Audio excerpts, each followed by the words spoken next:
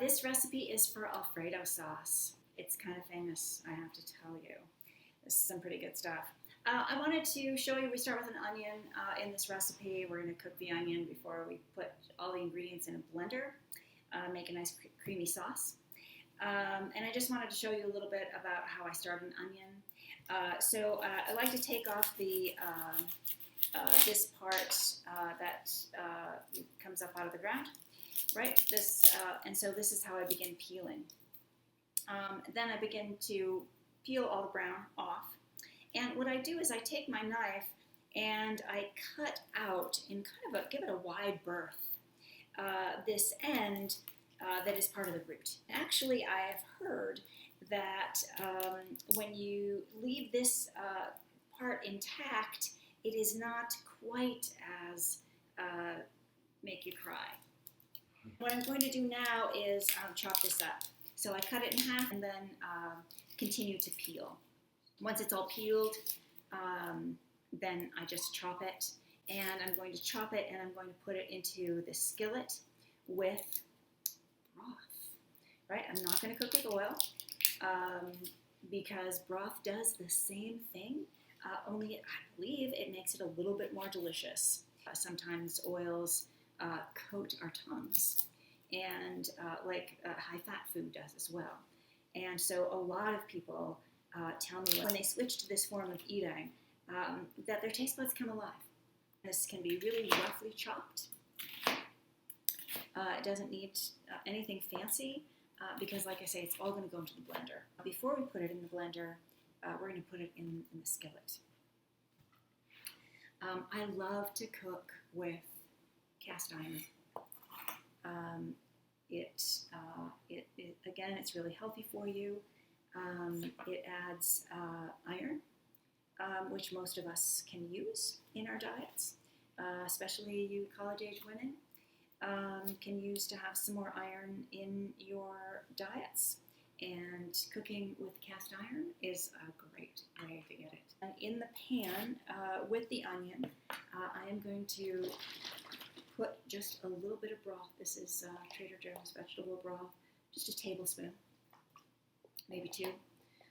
And I'll watch this as I go. I'm going to put it on something fairly nice and high, something like about a 6. And we'll let that warm up. And so like the recipe says, we're going to cook this until it really begins to soften.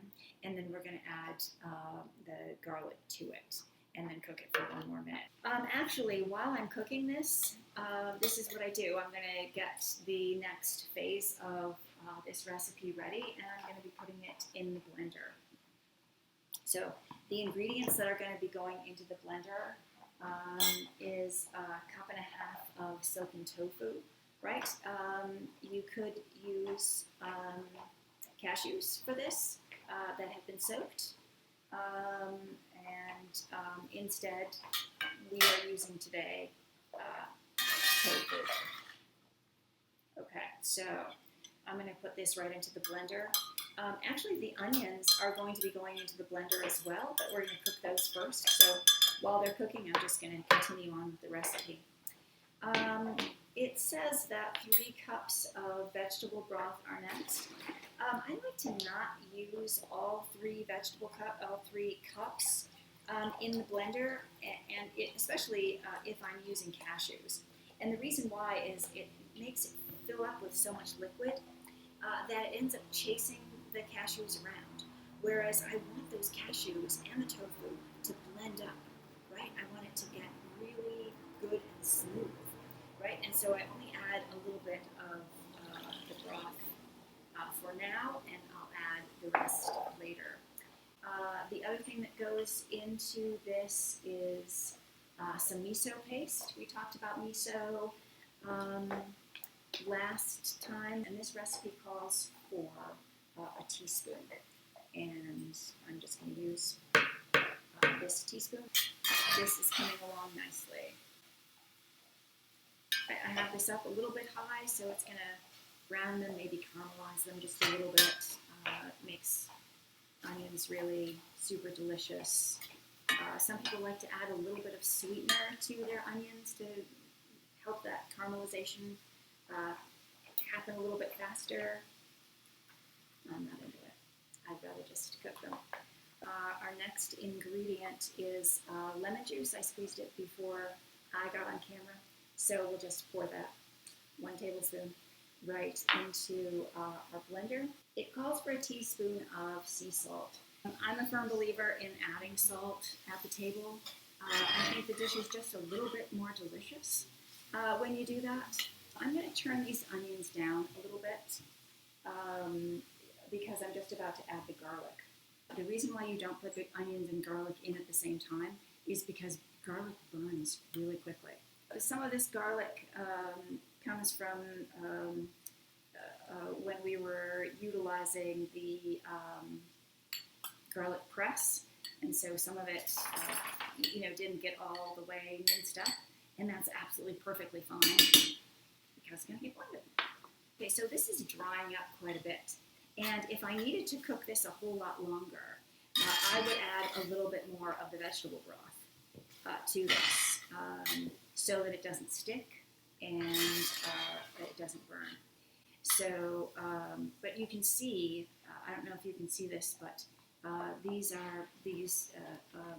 morsels of onion are browning up very nicely and looking rather delicious. And when you add delicious ingredients on top of delicious ingredients, it just makes a dish absolutely wonderful. A dish can only be as delicious as its ingredients, right? When we add ingredients that are organic and homemade and fresh, then what we end up with is something that just tastes delicious. We just want to put that in long enough to get the garlic we don't want it to brown really, because garlic, like I say, it will just burn too quickly. But we do want it to cook, right? We don't want raw garlic in this particular dish. I love raw garlic in our Caesar salad. We'll love that there. But it won't be raw garlic in our garlic bread either. We want that cooked. So it just adds a new flavor, right? Like when the garlic is smoky a little bit, right? Then the flavor is just right. That's why we cook this onion. And we'll add it to the blender. And I think it's just about ready to go. I might do what's called deglazing the pan, and that is pour a little bit of that fat in, and that's going to help any bits that are stuck to the pan itself. That will help them come up as I put this in the blender. The onions are in the blender, and now I'm going to blend the whole mess of this.